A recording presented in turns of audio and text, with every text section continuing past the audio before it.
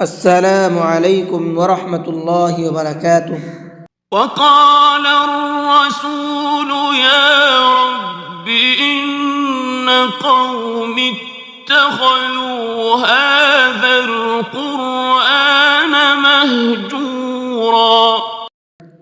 آج کی ویڈیو کے اندر سورہ عبس آیت نمبر 24 یعنی آیت نمبر 24 سے آگے پڑھنا شروع کریں گے اور اس کے اندر ہونے والی غلطی سے بچیں گے اور صحیح طرح سے انشاءاللہ تجوید کے ساتھ میں پڑھنے کی کوشش کریں گے۔ تو چلیے سبق کو شروع کرتے ہیں۔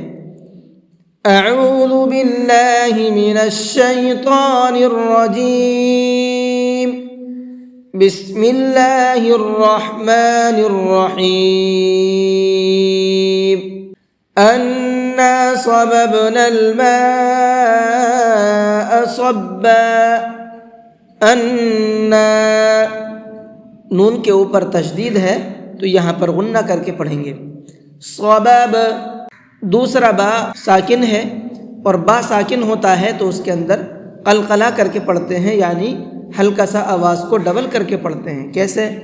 صبب اس طرح سے، ماء صبا، ماء یہ یہاں پر بڑا مد ہے، اس کو 4 سے 5 الف کے برابر کھینچنا ہے، یعنی 4 سے 5 سیکنڈ تک اس کو کھینچ کر کے پڑھیں گے۔ صبا صاد کو پر کر کے پڑھیں گے۔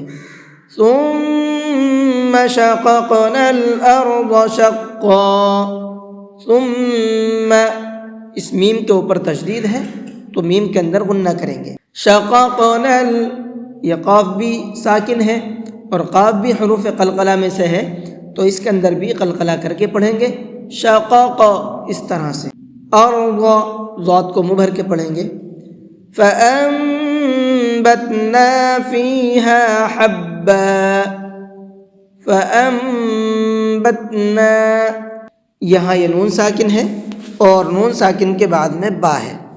نون ساکن کے بعد میں با آتا ہے تو وہاں پر ایک چھوٹا سا میم بنا ہوا ہوتا ہے، جیسے کہ یہ یہاں پر بنا ہوا ہے۔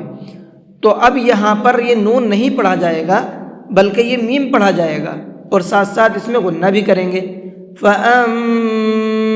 اس طرح سے، وعنبا وقضبا، وعنبا عین کو حلق سے نکال کر کے پڑھیں گے۔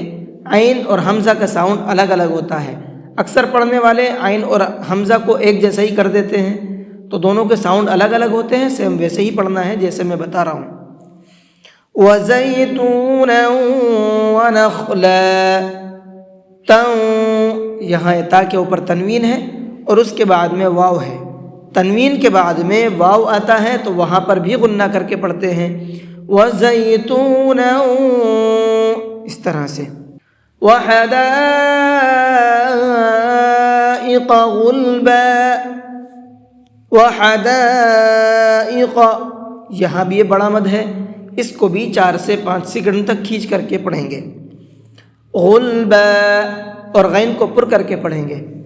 وفاکہۃ وابا، وفاکہۃ یہاں بھی تاؤں کے اندر غنہ کریں گے، سیم وہی قاعدہ ہے جو ابھی پیچھے آپ کو میں نے بتایا ہے۔ متاعا لکم ولانعامکم، متاعا لکم عین کو ڈائریکٹ لام میں ملائیں گے، عین لام 2 زبر ال پڑھنا ہے اس کو، ٹھیک ہے۔ فَإِذَا جَاءَتِ الصَّاخَّةُ، جاءت تس تا کو ڈائریکٹ صاد میں ملائیں گے، تس پڑھیں گے اس کو، ٹھیک ہے۔